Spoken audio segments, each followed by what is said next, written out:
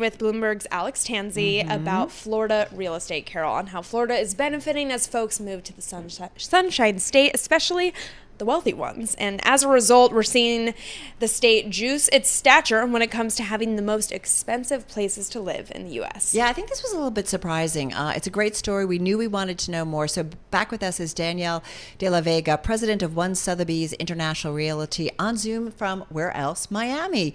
Danielle, good to have you here with Maddie and myself. How are you?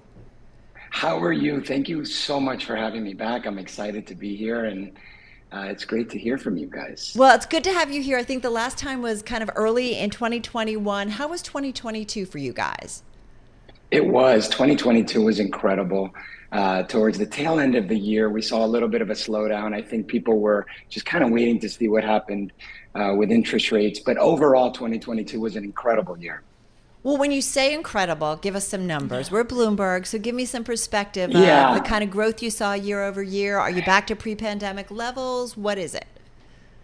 We're definitely not back to pre-pandemic levels. I mean, Florida, along all of the East Coast, has just been absolutely booming. I mean, the markets are just performing incredibly, whether it's the general resale market, the development, the new development market.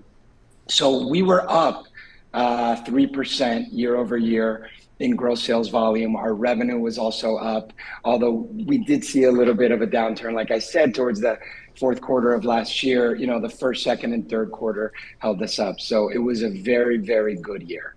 So Daniel, I know that you're from Miami. I'm from Palm Beach County, so shout out to Florida here. But tell me a little bit about the obsession with Miami specifically. Where are you seeing that come from?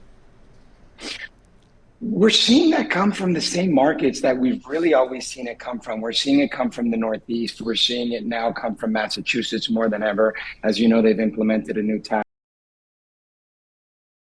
California is now implementing a new tax. I think it's 4% over 5 million. I think it's 5.5%, something like that, over 10. How quickly do you see the impact of those taxes, Daniel? Do you see it like immediately, or are customers already like pricing that in when they come to you? No, we're already seeing that. So we're representing two incredible developments, one in Miami, one in Fort Lauderdale, ultra luxury, Pier 66 in Fort Lauderdale, the St. Regis residences in Brickell. And we are already seeing those feeder markets in both of those markets, looking for information, actually buying units in these buildings. So we're definitely already seeing effects from the rise in taxes in these states. And you're seeing it amongst peers. It's just being circulated. So digital efforts, marketing efforts, everything for us is really being geared towards these markets. We mentioned, Daniel, a story done by our Alex Tanzi earlier this week, and it talked about the broad real estate boom lifting prices nationwide, but and overall adding an estimated $12 trillion in new U.S. housing wealth since the pandemic. But the Miami region seeing its number of million-dollar zip codes more than double from the end of 2019 through 2022. So you're seeing that front and center. Yeah, we're seeing that. And I think, 9 of those 12 were I think, Miami Beach. Maybe one of them was in Jupiter. We have offices there as well. Mm-hmm. And it's been incredible what we're seeing. I mean, new construction on Miami Beach is trading at $4,000 a square foot. Some of the condominium deals that are being done on the ocean are trading at north of $6,000 a square foot, $6,000 a square foot. So really big numbers. And I've got to tell you, I'm really proud of Florida as a whole, but Miami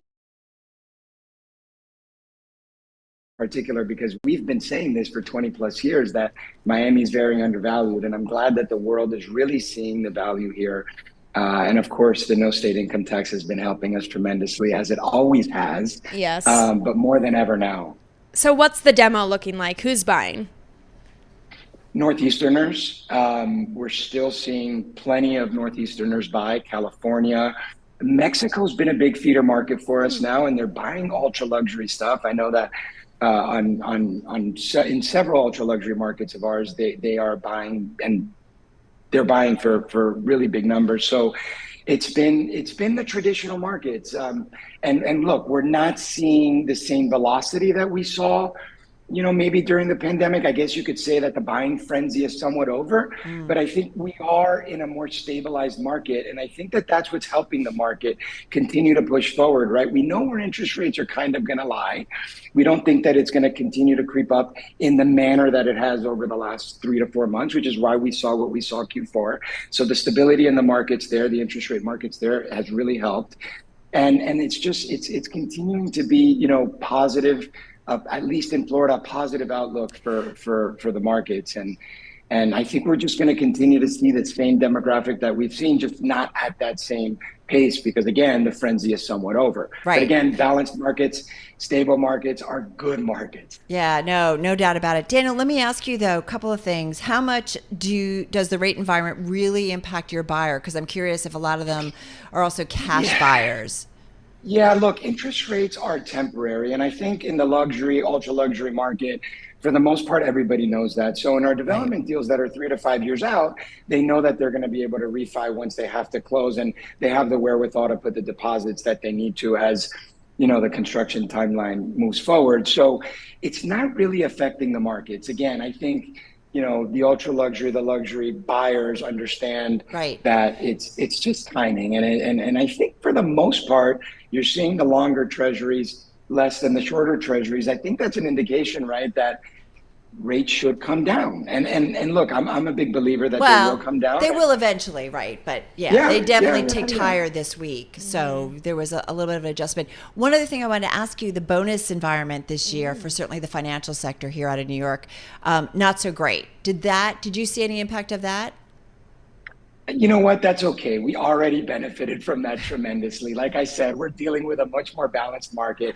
We're not seeing the amount of sales that we did. But again, remember, we're working at a new price point, right? So pre-pandemic, 2019, a house that costs $1 million is now a $2 million house. And if it comes down a little bit, it's coming off that $2 million number. But if our transactions are down, our sales volume stays up because we're now at a $1.8 million price point, not a $1 million price point. So I haven't, we've seen it. Of course, we've seen it, but.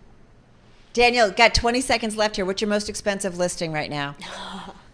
Oh, wow. Quickly. Wow. So we just listed, it's not our most expensive, but in Vero Beach, $60 million, the most incredible home on the ocean, most expensive listing in Vero Beach. In Vero Beach, fascinating. Yeah, it's crazy for Vero, but it's incredible. The property's spectacular. I can imagine. I bet there's some great closets in that one. Oh, God, I would love it. Danielle, be well. Have a great weekend. Danielle de la Vega, president of One Sotheby's International Realty, joining us via Zoom from Miami. Carol.